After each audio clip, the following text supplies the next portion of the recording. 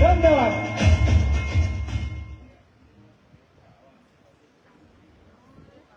नमस्कार. सूत्रसंचलन करणारे शेवटचं वाक्य उच्चारलं त्यांनी. सुदामाच्या घरी श्रीकृष्ण पधारे.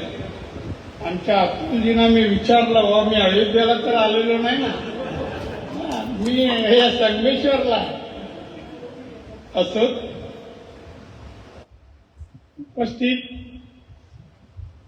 संगमेश्वर मधील वडीलधारी सर्व मंडळी आणि या महायुतीच्या मेळाव्याला उपस्थित असलेले सन्माननीय बाळ मानेजी, सन्माननीय अतुलजी काळसेकर, सन्माननीय संदीप उडतकर, सन्माननीय प्रमोद हद्दडराव, सन्माननीय राजू कोमेंडकर, सन्माननीय विनोद मस्ते, सन्माननीय मुराद आंबेडकर, सन्माननीय बाळू ढवळे, सन्माननीय सुजाता साळवी, सन्माननीय आमचे जिल्हाध्यक्ष श्री सावंतजी, मंचकावर असलेले अन्य मान्यवर, माझ्या समोर बसलेले सर्व चिपळूण संगमेश्वरचे वडीलधारी मंडळी, पत्रकार मित्र, बंधूंनो, भगिनीनो, मातांनो आणि मित्र. हा महायुतीचा मेळावा आहे. भारतीय जनता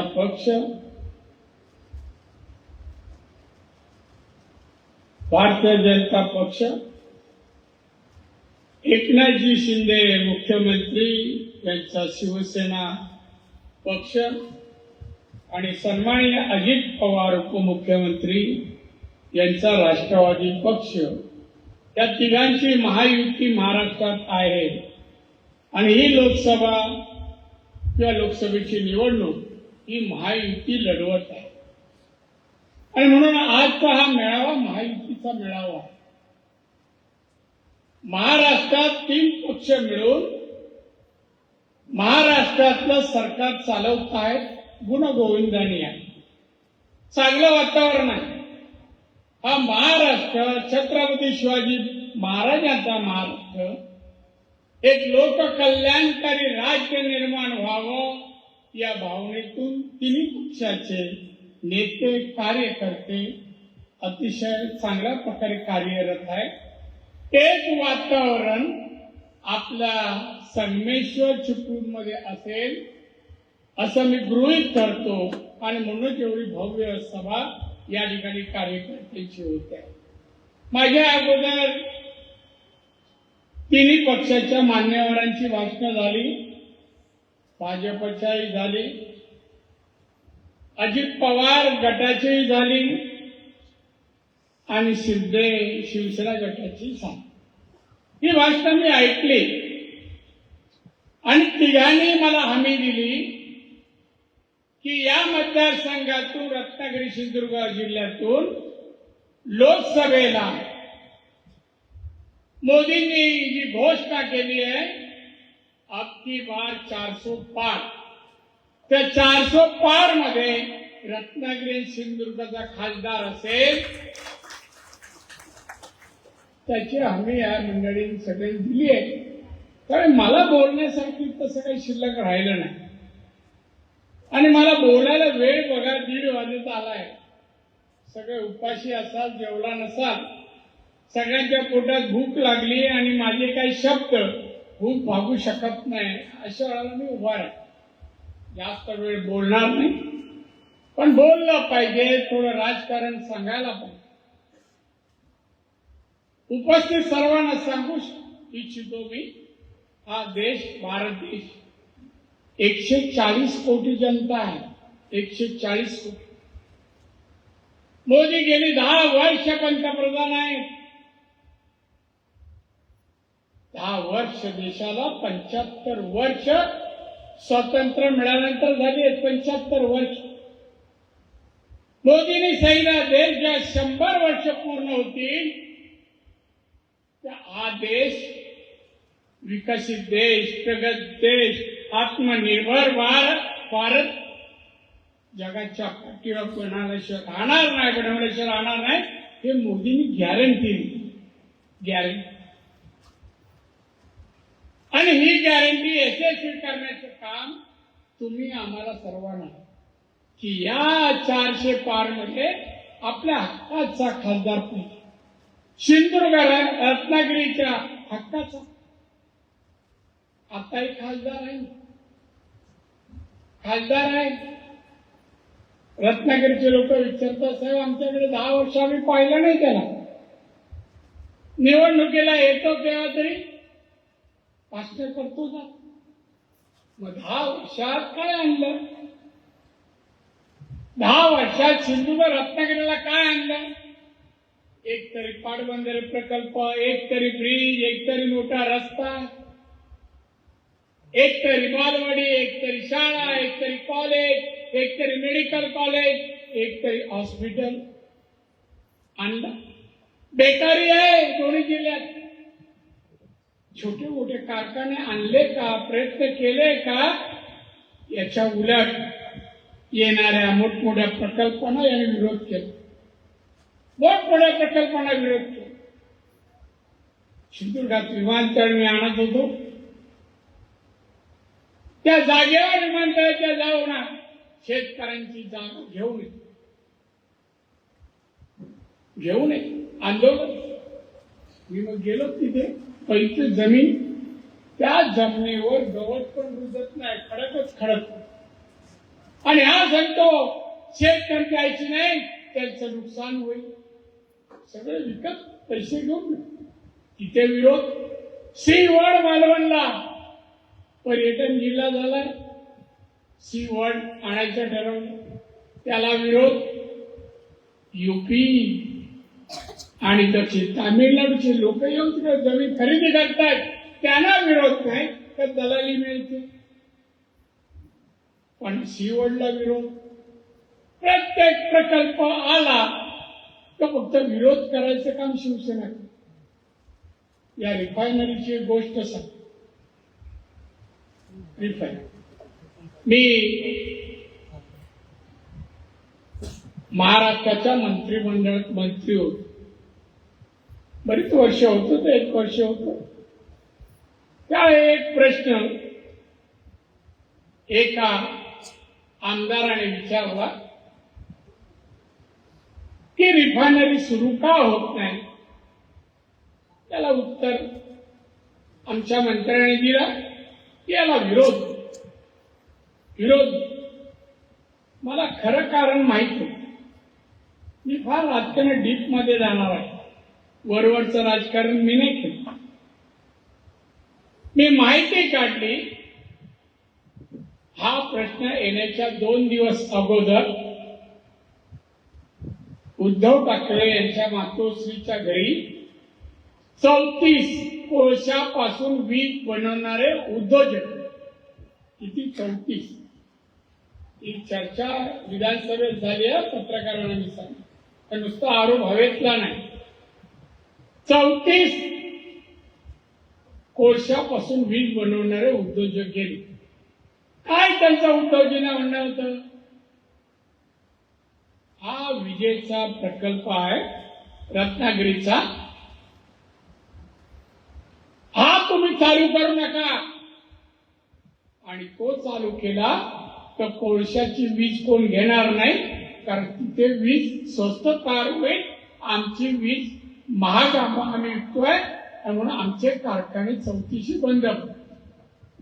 बघा, लोकांना स्वस्त वीज मिळणार होती, ती यांना नको आहे.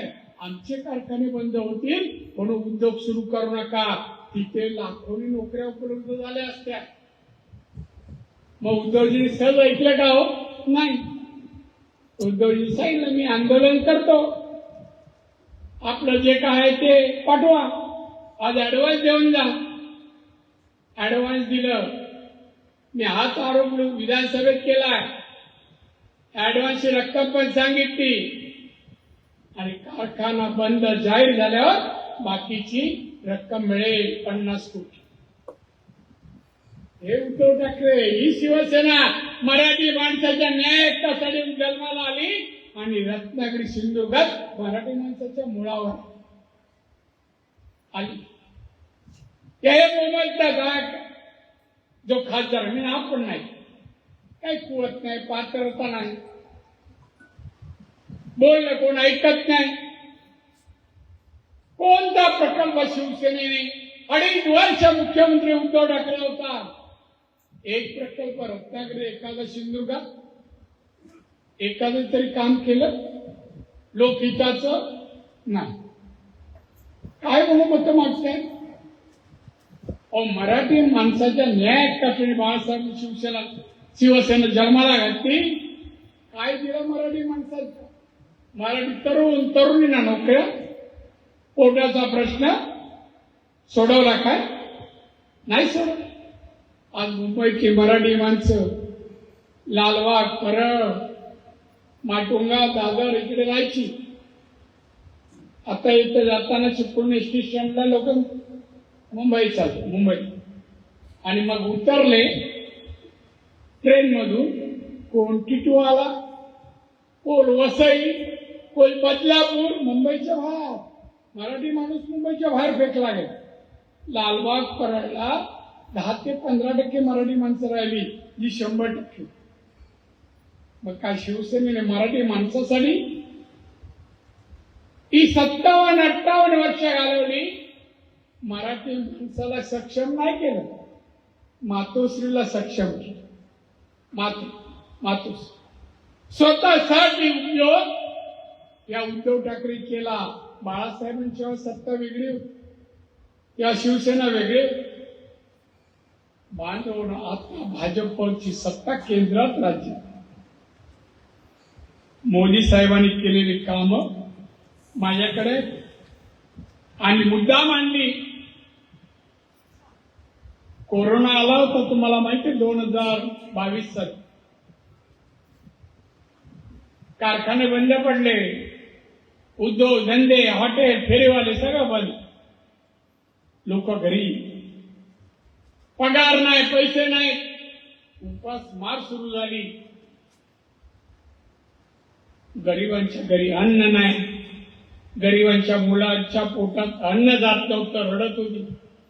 अशा वेळेला या भारताचे पंतप्रधान माननीय मोदी साहेबांनी 80 कोटी गरिबांना, किती 80 कोटी गरिबांना मोफत धान्य तेव्हापासून सुरू केलं.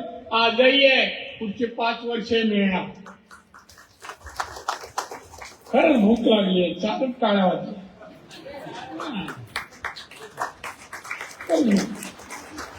थँक्यू.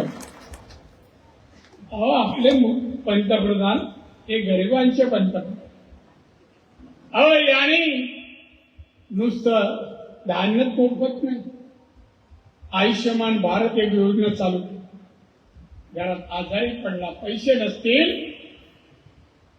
तो उपचार कसा करणारा प्रश्न होता देशातील गरिबांना. मोदी आयुष्यमान भारत 5 लाखापर्यंतची मदत त्यांनी या योजनेअंतर्गत चालू केली. उज्ज्वला गॅस म्हणा, शेतकऱ्यांना 6,000 रुपये अकाउंटवर म्हणा, किती उद्योग, 54 योजना मोदींनी दिली. 54. ज्याला घर नाही असे 4 कोटी गरिबांना मोफत पक्कं घर दिलं. 4 कोटी. आणि आताच्या जाहीरनाम्यात आहे पुढे 3 कोटी अधिक घर देईल. या शिवसेना वाल्याने विचारा, उद्धव ठाकरे 2.5 वर्ष होता, एक तरी निराधार गरीब शिवसैनिकाला घर दिलं का रे बाबा? एक तरी शिवसैनिक आजारी पडला, औषधाला 1,000-2,000 पाठवले का रे बाबा? नाही. असं काही नाही. फक्त मराठी माणसाच्या नावावर सत्तेवर गेले, हिंदुत्व करत, हिंदुत्वाला बगाल देऊन माननीय बाळासाहेबांनी तडजोड कधी केली नव्हती आणि तडजोड करून शरद पवारांच्या बरोबर जाऊन काँग्रेसच्या बरोबर जाऊन मुख्यमंत्री वैयक्तिक साथ ना हिंदुत्व ना मराठी अशी शिवसेना आहे. त्याच्या उलट भारतीय जनता पक्ष आमचा देश देशाची जो जनता ती सुखी समाधानी व्हावी, देश महासत्ता बनावा, आत्मनिर्भर बनावा. 2014 मोदी सत्तेवर आले, पंतप्रधान. जगाच्या अर्थव्यवस्थेमध्ये भारत 11 नंबरवर होता, 11. आणि आता किती नंबरवर आहे? 5व्या. मोदींनी 5व्या क्रमांकावर आणलं भारताला. आणि 2030 साली अमेरिका चायना नंतर 3रा नंबरवर भारत आहे. ही प्रगती आहे. देशाचं उत्पन्न वाढावं, शेतीचं उत्पन्न वाढावं, शेतीपासून फळापासून वेगळे उत्पादन बाय प्रोडक्ट बनावे,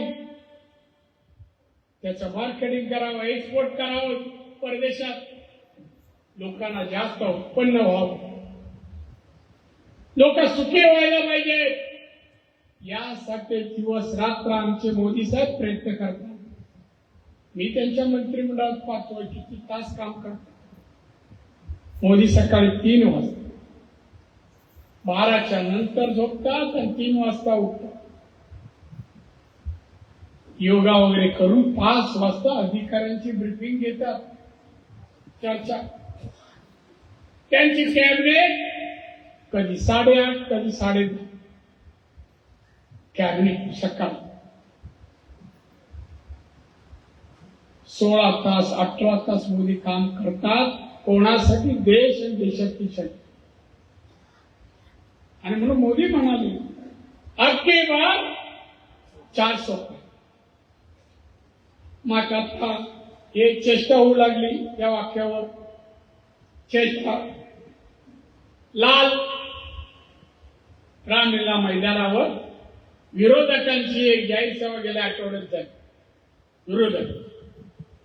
विरोधक म्हणजे काँग्रेस, पवार साहेब आणि ज्याचे 5च खासदार आहे अशी शिवसेना यांची तिथे झाली.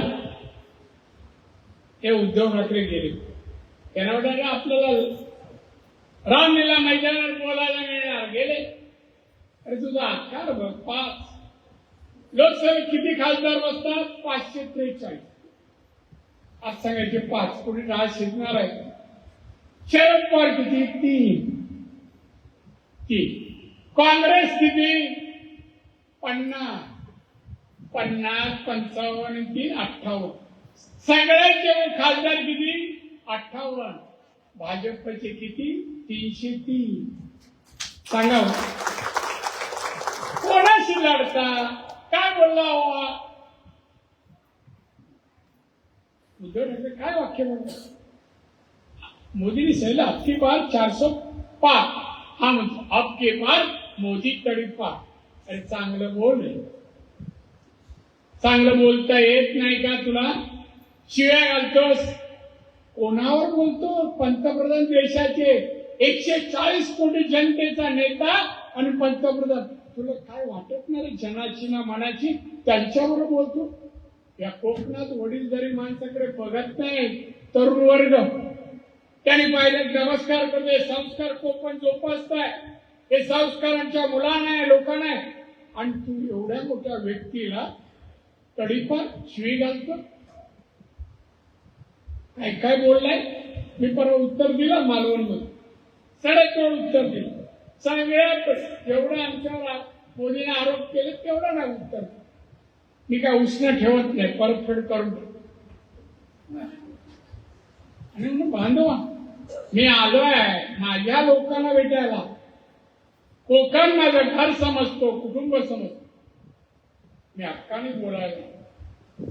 हा देश वाचवायचा असेल, या देशाकडे वाकड्या नजरेने कोणी पाहता कामा नये असं तुम्हाला आम्हाला वाटत असेल, लहान थोर मोठा माणूस, वृद्ध असो, सगळ्यांना अन्न धान्य कपडा लत्ता दर्जेदार मिळावा, भारत एक प्रगत देश व्हावा, सुजलाम सुफलाम देश व्हावा. छत्रपतींच्या काळात जसं लोक कल्याणकारी राज्य निर्माण झालं, भारत लोक कल्याणकारी भारत बनावा हे आमचे मोदी साहेब प्रयत्न करतायत. आणि म्हणून त्यांना साथ द्यायची आहे. त्यांना तिसऱ्यांदा हायट्रिक करून त्या खुर्चीवर बसवायचं आहे. म्हणून हा तास, म्हणून एक प्रयत्न आहे. म्हणून उपासपोटी तुमच्याशी बोलावं लागतं आणि तुम्ही उपाशी आहात. विचार करा, आम्ही कोणाला आरोप करायला आलो नाही. आमच्याकडे काम आहे, कार्य आहे.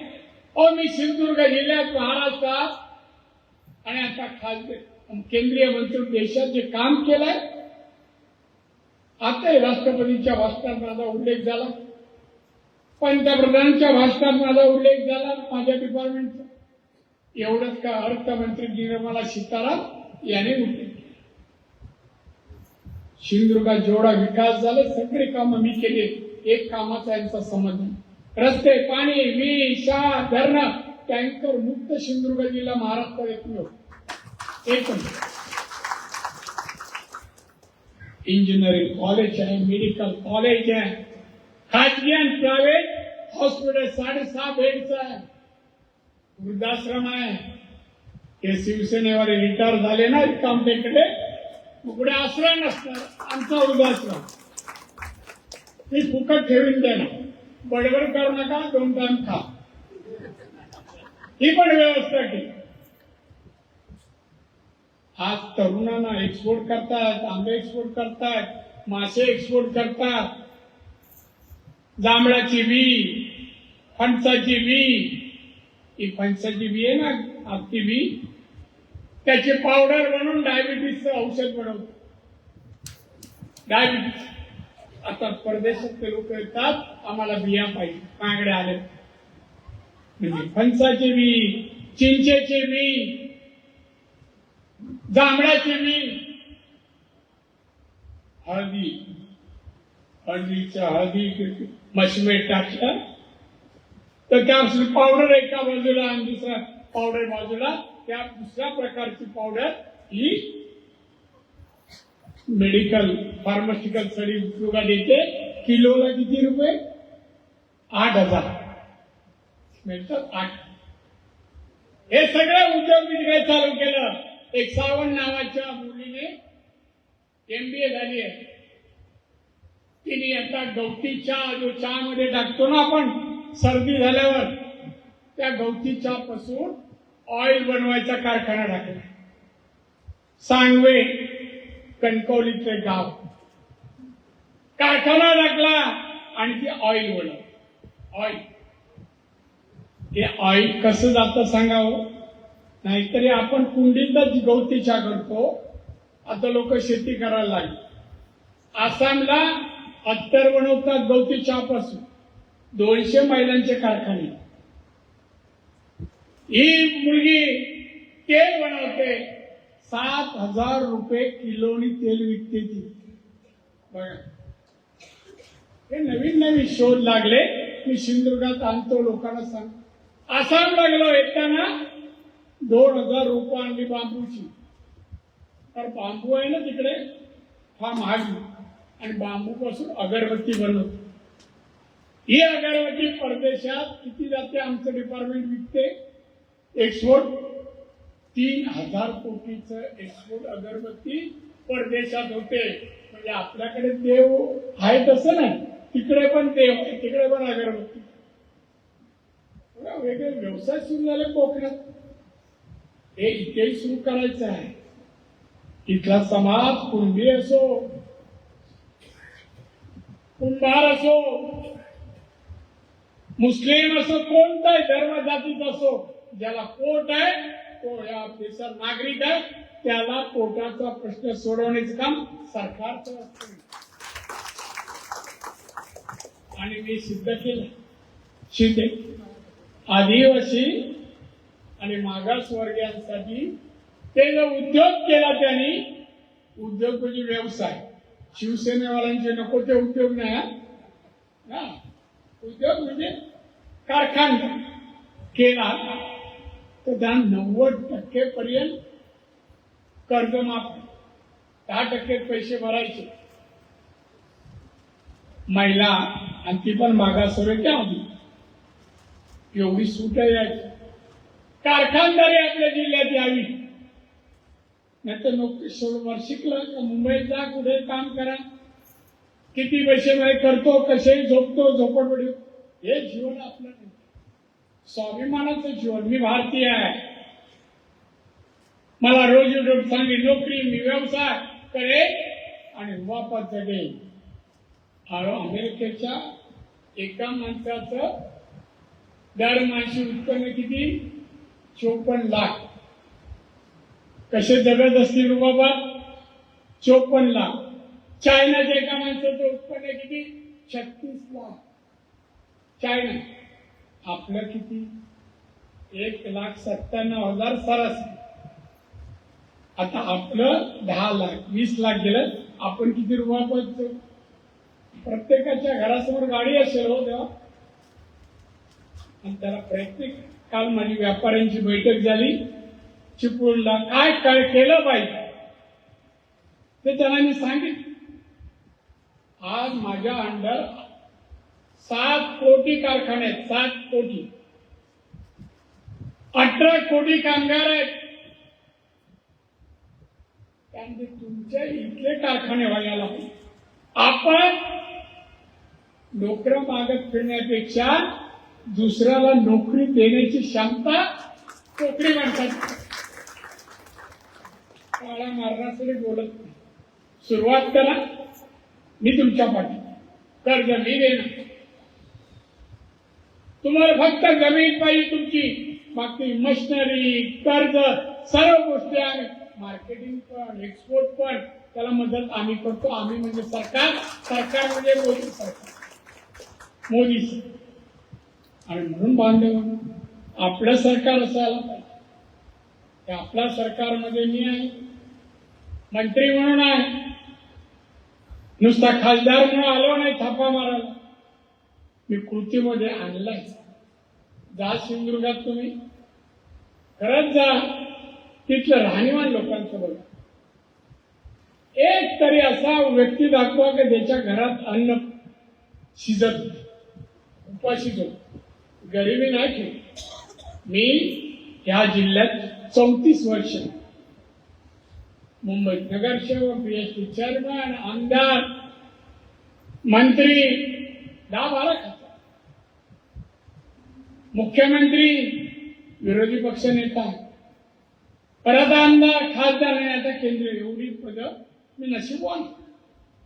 पण मी माझ्यासाठी, जनतेसाठी, मी गरिबी शिल्लक नाही सिंधुदुर्गात ठेवली. ते कसे त्यांना रोजीरोटी मिळेल असे वेगवेगळे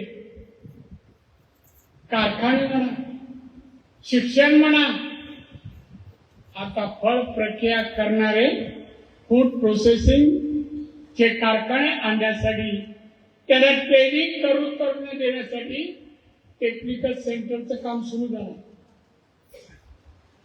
दोडामार्गमध्ये विमानतळ आला चिपीला, दोडामार्गला मी कारखाने जवळपास 500च्या घरात आणतोय. इतकी मुलं कामाला, 500च्या घरात काम, एकच कार्यवाही. एवढं सोपं काम नाही हो. आता काय भूक लागली, बाहेर एवढं गरम होत आहे ना, आता आवाज हळूहळू कमी होत चाललाय, तरी संध्याकाळी परत येईल. संगमेश्वरला यावं लागतं हो, सासरवाड आहे, सासरवाड आहे. आणि म्हणून इथे तर कुठे बोलू शकत नाही, थापा मारू शकत नाही, नाही तर घरी जाऊन काम काय आमच्या गावात पण थापा मार, असं होऊ नये असं नाही. आणि म्हणून मोदी सरकार, मोदी तिसऱ्यांदा पंतप्रधान, आपला देश एक आत्मनिर्भर बनावा, गरिबी जावी आणि लोक आर्थिक सक्षम बनावे, लोक सुखी समाधी आनंदी व्हावे, असं सरकार मोदी आणू शकतात. आणि मोदींच्या सरकारमध्ये आपल्या हक्काचा खासदार जायला पाहिजे आणि म्हणून जाणाऱ्या खासदाराची निशाणी कमळ आहे.